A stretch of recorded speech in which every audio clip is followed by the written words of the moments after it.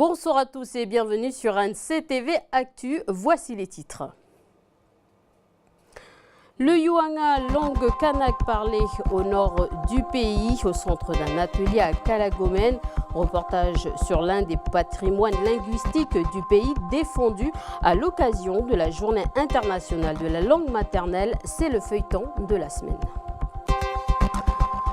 Après la sortie du livre de Sonia Baquès, Ma passion calédonienne, gros plan sur l'une de ses propositions phares. Après le référendum 2018, un nouveau vote serait organisé dans 25 ans. L'idée vient du Québec. Explication dans notre édition. Et enfin encore à Lifou, des habitants de l'île tentent de sauver un des palmiers endémiques, une espèce menacée d'extinction, notamment par le bétail sauvage. Nous irons à la rencontre d'une femme qui se bat pour préserver ce patrimoine unique au monde. Et nous ouvrons ce journal, donc nous nous rendons à l'île des Pins où la population ne peut plus consommer l'eau du robinet. Elle contient trop de nickel. Ensemble pour la planète avait donné l'alerte en novembre 2007 dernier. Selon l'association, la teneur en nickel serait de 621 micros par litre dans l'eau analysée à Canumera, donc 31 fois supérieure à la normale. Une mesure confirmée hier par le gouvernement. De captages sont ciblés, ceux de Tocoin et de Wétéré. Quel risque prend-on lorsque l'on consomme l'eau trop riche en nickel? Nous avons posé la question au docteur Jean-Paul Grandjean. Il travaille à la direction des affaires sanitaires et sociales.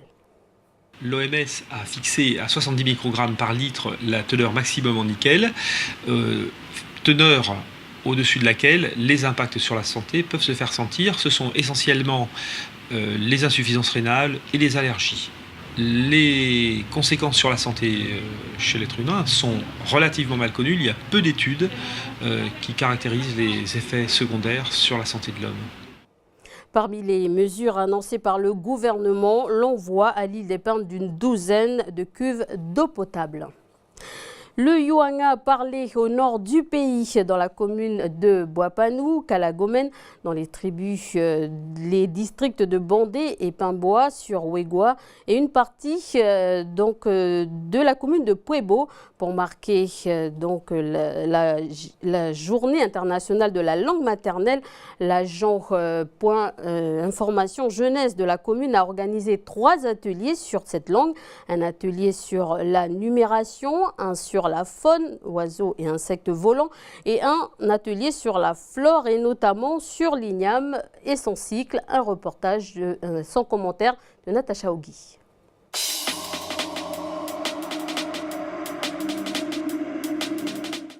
Vous savez pas c'est quoi les poulonnes? Oui. Poulonnes. Non, poulonnes. Il est où? Donc vous êtes trempé dans un endroit là. C'est puce. Ah, puce. Poulonne, c'est puce. Donc les 3 là. Replacez-les. Kangou. Moi, c'est mangi, kangou. Voilà. Pot magne. Magie. Vous avez le dessin du champ de l'igname, un champ de taro sur terre plein et un champ de taro là-haut sur la montagne, terrasse. Et comment on dit tout ça en langue? Ok, après. Après l'autre, tu dis c'est quoi? Champ abandonné? Le champ abandonné. C'est l'endroit où il y a eu un champ, un ancien champ. On laisse reposer, puis Bobo point. Voilà. Bobo point.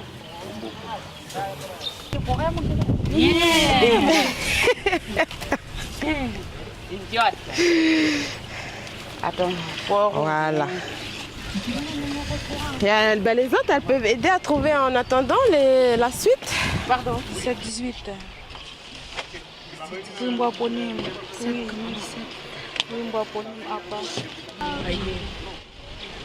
Merde, c'est pareil.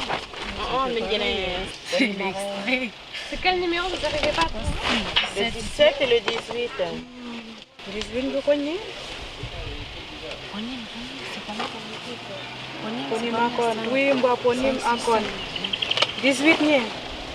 Kale nye, 18 nye. Voilà, là, t'as vu 17. Ça, 12. 12, c'est ça. Voilà. Et au même moment à Lifou, donc un événement lié toujours à la Journée internationale des langues maternelles, débute le Festival des arts du pays. Et donc tout à l'heure, les jurés s'apprêtaient à découvrir des slams, des contes ou encore des discours généalogiques. Les artistes donc sélectionnés gagneront leur ticket pour l'île, donc les îles Salomon l'an prochain où se déroulera le Festival des arts du pays. Au même moment, se fêtait les 10 ans de l'Académie des langues kanak. Un reportage, plutôt des images de l'INSEE Ouamour. Politique, candidate aux élections législatives, Sonia Backès veut changer la Constitution après la consultation référendaire de 2018. Selon elle, le modèle calédonien serait la solution pour éviter les éventuels deuxième, troisième votes prévus dans l'accord de Nouméa en cas de rejet de l'indépendance. Cette proposition, elle le développe dans son livre sorti il y a une semaine. Écoutez Sonia Backès au micro de Falaï Wedjo, c'est l'invité du jour. Sonia Backès, bonjour. Bonjour. Alors, dans votre livre, vous faites une proposition par rapport à l'avenir institutionnel d'un référendum à la québécoise. Qu'est-ce que c'est ? En fait, l'idée, c'est de dire que d'abord, il faut aller à ce premier référendum, celui de 2018. Ça fait 30 ans maintenant qu'on ne s'est pas exprimé sur la question de la sortie de l'indépendance ou pas. Donc, il faut aller à ce référendum. Pour moi, il faut que les partisans de la France le gagnent le plus largement possible. Et ensuite, il faut rendre aux Calédoniens, en fait, la possibilité, l'initiative de faire un nouveau référendum. C'est ce que j'appelle l'engagement référendaire d'initiative populaire. C'est-à-dire que ce sont les Calédoniens qui, par le biais d'une pétition dans les mairies, demandent ou non à aller au référendum. Si la moitié des Calédoniens ne souhaitent pas aller au référendum, eh bien il n'y a plus de référendum et on reste dans le statut qui aura été choisi dans ce référendum de 2018. Le modèle que nous connaissons aujourd'hui découle de l'accord de Nouméa. Ce qui est prévu d'abord, c'est donc un référendum en 2018 et 2 autres ensuite. Qu'est-ce que vous faites de cet accord ? Alors, je considère que ce référendum, cet accord, il faut aller au bout, donc il faut aller au premier référendum en 2018. On le sait, les partisans du maintien de la Nouvelle-Calédonie dans la France sont majoritaires et ces équilibres-là ne vont pas être modifiés 2 ans plus tard ou 4 ans plus tard. Donc l'idée, c'est de dire, dans le cadre d'un travail qui devra être mené entre les loyalistes et les indépendantistes, de dire la situation économique va devenir dramatique si on enchaîne 3 référendums d'affilée, parce qu'il y a un manque de confiance, les gens n'investissent plus, que ce soit les particuliers ou les entreprises, n'investissent plus, donc il faut sortir de cette spirale, et donc n'en faire qu'un seul, et le lendemain de ce premier référendum, eh bien, modifier la Constitution pour sortir du 2e et du 3e référendum, tout en laissant la possibilité d'un nouveau référendum dans le cadre d'une demande par la population calédonienne. D'accord. Et en quoi cette méthode serait-elle intéressante pour la Nouvelle-Calédonie ? L'intérêt, c'est que le lendemain du premier référendum, ceux qui veulent l'indépendance n'arrêteront pas d'être indépendantistes parce qu'ils ont perdu. C'est-à-dire que le lendemain, 30-40% de la population s'exprimera pour l'indépendance. Mais on sait bien, les partisans de la France sont majoritaires. Et l'idée de cet engagement référendaire d'initiative populaire, c'est que le jour où la majorité des Calédoniens souhaitent retourner au référendum et donc éventuellement souhaitent une indépendance, eh bien, il peut y avoir la question qui est posée. Donc ça permet aux indépendantistes de garder un espoir et en même temps, ça libère les élus calédoniens de cette question-là et donc ça peut leur permettre de s'intéresser enfin au quotidien des Calédoniens en étant libérés de cette question-là. Voilà, vous l'avez bien compris, un petit rectificatif, c'est bien le modèle canadien que veut instaurer Sonia Backès. Nous refermons cette page politique pour surfer sur le web, mais donc surfer sur le net c'est bien, mais le saviez-vous, ça participe aussi au réchauffement climatique. Alors les explications dans le web du Pacifique de Stéphanie Marley.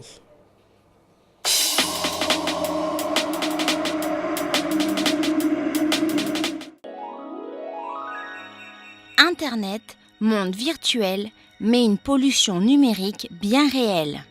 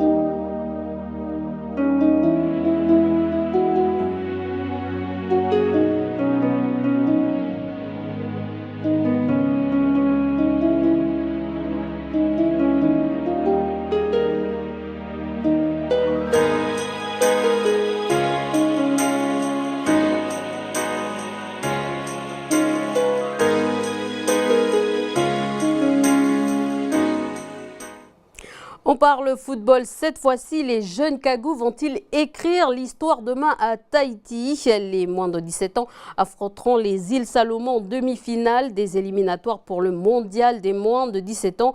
Et une victoire serait synonyme de qualification pour la Coupe du Monde en Inde.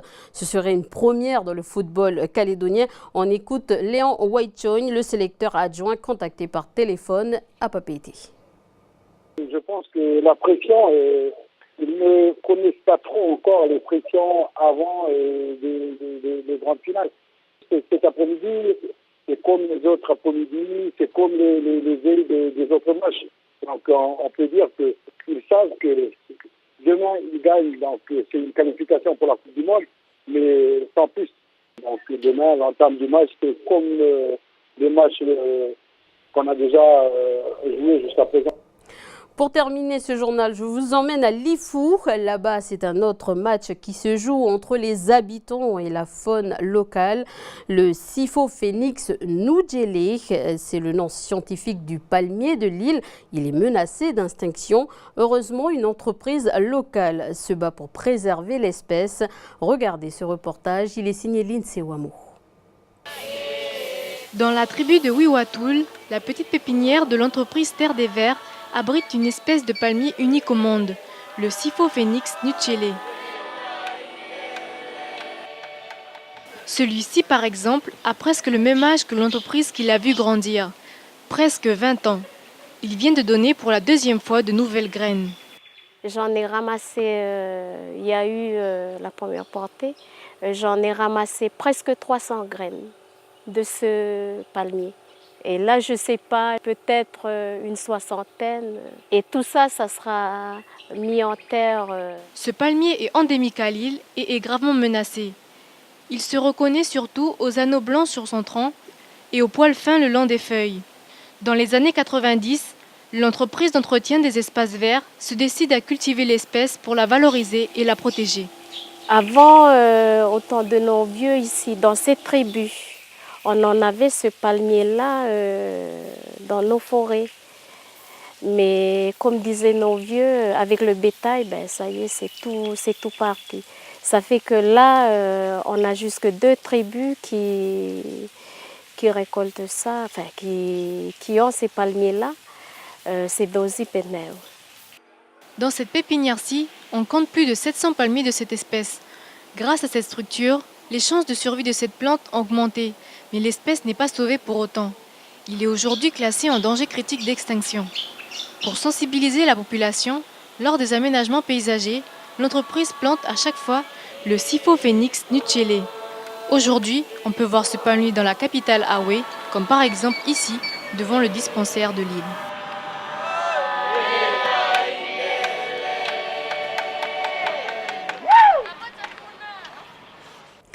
Ainsi s'achève cette édition. Merci de nous avoir suivis. Merci à l'équipe de la rédaction et merci à la technique de nous avoir aidé à réaliser cette édition. Je vous souhaite une très bonne soirée. Je vous retrouve demain pour NCTV Actu.